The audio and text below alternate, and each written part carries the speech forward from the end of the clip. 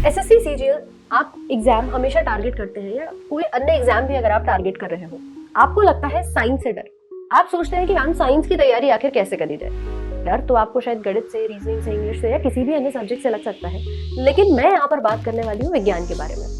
दरअसल जब भी आप किसी एग्जाम को फोकस करते हैं, आपने कहा मैम मुझे सीजीएल 2023 इस बार प्रीलिम्स का एग्जाम निकालना है, मेंस निकालना है, पहला अटेम्प्ट है मेरा या दूसरा है या जो भी अटेम्प्ट है, मैं चाहता हूँ कि बहुत अच्छी तरीके से मैं इस अटेम्प्ट को अपना आखिरी अटेम्प्ट बना लूं।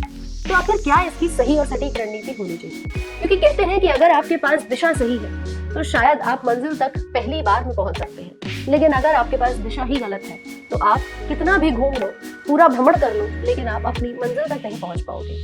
आप अगर विज्ञान की बात करो, विज्ञान के अंदर आप एसएससी सीजीएल या अन्य किसी एग्जाम के अंदर देखेंगे तो तकरीबन 5 से 6 सवाल आपको देखने को मिलते हैं, जिसमें 3 अलग अलग विषय फिजिक्स, केमिस्ट्री और बायोलॉजी आपको देखने को मिलेगा।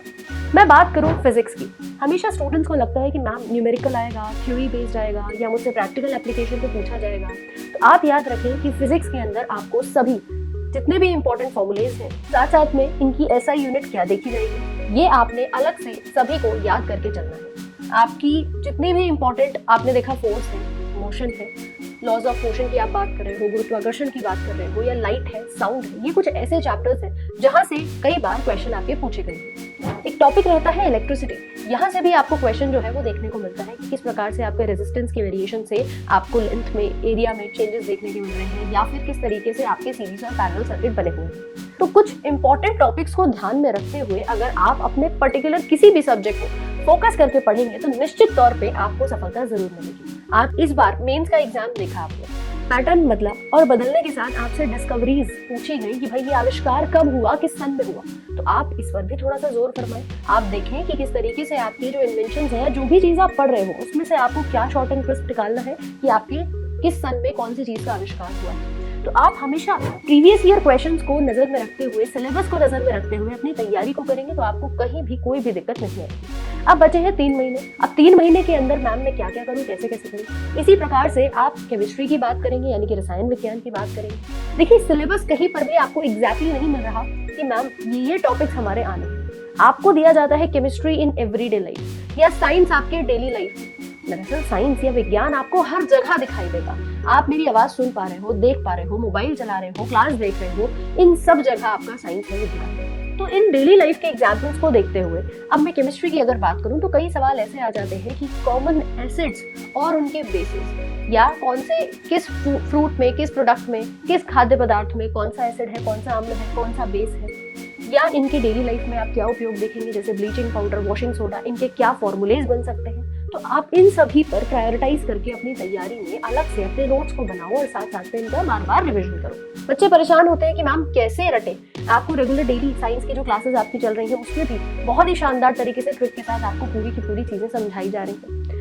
आप अपने रेगुलर क्लासेस में भी जुड़ सकते हैं। और साथ साथ में अगर मैं आपसे बात करूं कि देखो ट्रिक अगर आपके पास है तो आप आधी समस्याओं के हल तो वैसे ही ढूंढ लेते हैं। तो आपने केमिस्ट्री की अगर बात करी जाए तो जितने भी इंपॉर्टेंट टॉपिक्स हैं, जैसे आपका पीरियोडिक टेबल है, एसिड्स, बेसिस है, मेटल्स या नॉन मेटल्स की धातु कौन सी है और अधातु कौन सी है, मेटालॉइड्स का क्या उपयोग है, इनर्ट गैसेस या अक्रिय गैसेस किस प्रकार से कार्य कर रही है, इन सभी चीजों को आपने क्या करना है, ट्रिक्स के साथ याद करना है। प्लस सबसे बड़ा दुख कि मैम जीव विज्ञान कैसे होगा, बायोलॉजी कैसे करी जाएगी। तो मैं आपको बता दूं कि आप लोगों को उसके अंदर सबसे इंपॉर्टेंट टॉपिक्स को फाइंड आउट करना है। सबसे पहला काम, जब आपने देखा कि मैम ह्यूमन फिजियोलॉजी से कई क्वेश्चंस हमारे बन रहे हैं कि हमारा पाचन किस एंजाइम के द्वारा हो रहा है, श्वसन अगर हम कर रहे हैं तो क्या हमारा ब्रीदिंग रेट है, या अगर मैं बात करूं कि आपके बॉडी के अंदर कौन कौन से विटामिन हेल्पफुल हैं, कौन से विटामिन आपके बाल नहीं झड़ने देंगे और कौन से विटामिन की मदद से आपकी आंखों का विजन जो है वो बना रहेगा, इन सभी के ऊपर कई बार प्रश्न आए हैं और आने की संभावनाएं भी रहती हैं।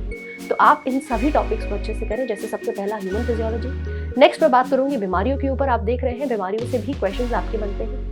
इसी प्रकार से अगर हम बात करें कि भाई ये टॉपिक्स को मैम हम बायो हैं तो रटेंगे या इनको समझ के करें।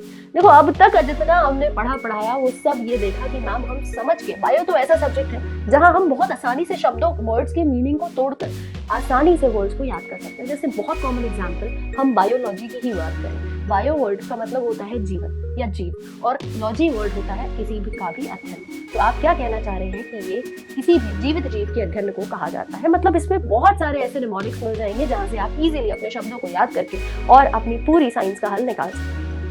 प्लांट बॉटनी यानी कि पादप विज्ञान की अगर हम बात करें, वहां से भी आपके कुछ क्वेश्चन रहते हैं कि प्लांट के अंदर वृद्धि हार्मोन कौन सा है, किस प्रकार से प्लांट की ग्रोथ बढ़ रही है या रुक रही है। तो बेटा सबसे पहला काम इंपॉर्टेंट टॉपिक्स को फाइंड आउट करो। आप ये देखिए कि इनमें से सबसे काम का क्या है, जो पहले भी पूछा गया है, जो थोड़ा सा प्रायोरिटी बेसिस पे मैं और अच्छे से कर दूँ। दूसरी बात, आप लगाने शुरू करिए इनके क्वेश्चन। जब आपने पढ़ लिया, नोट्स बना लिया, अब आप क्या करोगे, आप अच्छे तरीके से इनके नोट्स बनाने के बाद लगाएंगे क्वेश्चन को, क्योंकि क्वेश्चन लगाने से आपको ये समझ आता है कि हम किस पॉइंट गलत हो रहे हैं। अब 3 महीने बचे हैं, पहला काम अभी से शुरू कर दो। तीनों सब्जेक्ट्स पे अपने अपने जहां जहां जैसे भी आप पढ़ रहे हो अपने नोट्स बनाना। नोट्स के साथ साथ आप क्या करेंगे, जब आपकी नोट्स बन जाएंगे तो हर वीकली आप उन पर्टिकुलर टॉपिक्स का रिवीजन करेंगे, और रिवीजन करने के बाद आप हर बार, जैसे संडे में अगर आपने रिवीजन किया है तो आप एक मॉक टेस्ट जरूर लगाइए, उस पर्टिकुलर टॉपिक के क्वेश्चंस को जरूर प्रैक्टिस करें, ताकि आपको जब एग्जाम से पहले, आप क्या करते हो यूजुअली कि एग्जाम से 1 महीने पहले मैम चलो अब क्वेश्चंस लगाना शुरू कर देता हूँ, तब से ही क्यों करना है, ये काम तो हमें आज से अभी से करना है। जो पढ़ा उसके सवालों को हल करते चले। तो कुछ इसी प्रकार से अपने साइंस की रणनीति को रखिए। यकीन मानिए कि आप लोग बहुत हद तक अपने जहां गलतियां हो रही हैं उनको संभाल पाएंगे।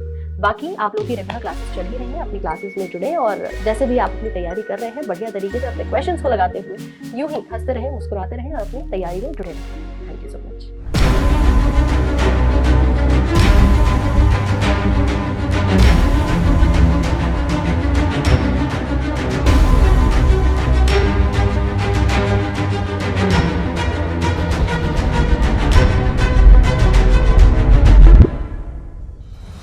सफलता कभी अंतिम नहीं है और असफलता कभी घातक नहीं। मायने रखता है वो है साहस। इसका मतलब था कि अगर हम सफल हो गए, इसका मतलब ये नहीं कि जिंदगी में सब कुछ नहीं, उसके बाद भी बहुत सारी सफलताओं की वजह है। और अगर असफल हो गए, इसका मतलब ऐसा नहीं कि वो इतनी घातक है, वो ऐसी हो गई कि अब उसका इलाज नहीं।